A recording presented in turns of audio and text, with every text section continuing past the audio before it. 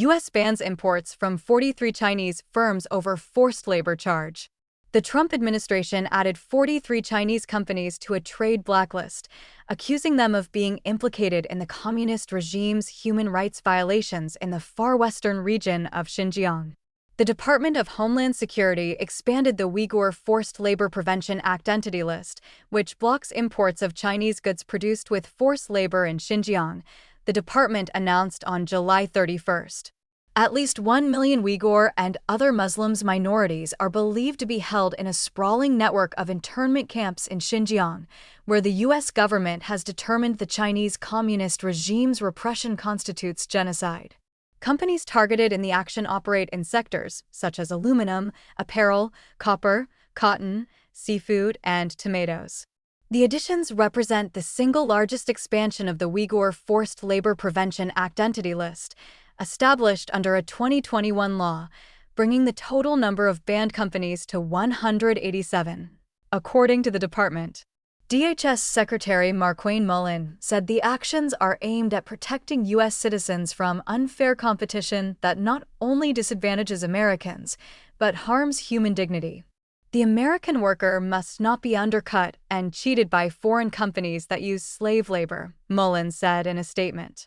Thomas Pigott, a State Department spokesperson, described the expansion of the trade blacklist as part of the Trump administration's efforts to remove forced labor from global supply chains.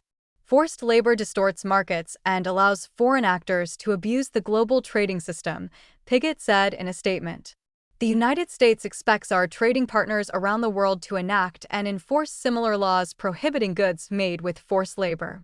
Among the companies targeted are Shandong Gold Mining, the country's major gold producer, Xinjiang Nuziline Biopharmaceutical, a chemical manufacturer, and Xinjiang Tianhongji Technology, which makes materials used in lithium battery manufacturing. The list also includes Tianshan Aluminum, one of the largest aluminum producers in the region, which human rights advocates have linked to the Xinjiang Production and Construction Corps, a regional paramilitary group sanctioned by Washington over serious human rights violations. The DHS said in a July 31st notice that the company and 7 of its subsidiaries were added to the blacklist because the U.S. government has evidence that they source key materials from Xinjiang. Other additions include Xinjiang Tianyun Organic Agriculture, which produces and distributes cold water fish, such as salmon. Washington accused it of participating in the state-sponsored recruitment and labor transfer programs involving Uyghur and other ethnic minority groups. The expansion of the blacklist drew praise from Representative John Moolenaar, chairman of the House Select Committee on the Chinese Communist Party. Today's action by the Trump administration strengthens America's economy against products made with slave labor and sends a message to the Chinese Communist Party that we will not look the other way on its genocide and human rights abuses, Moolenaar said in a statement.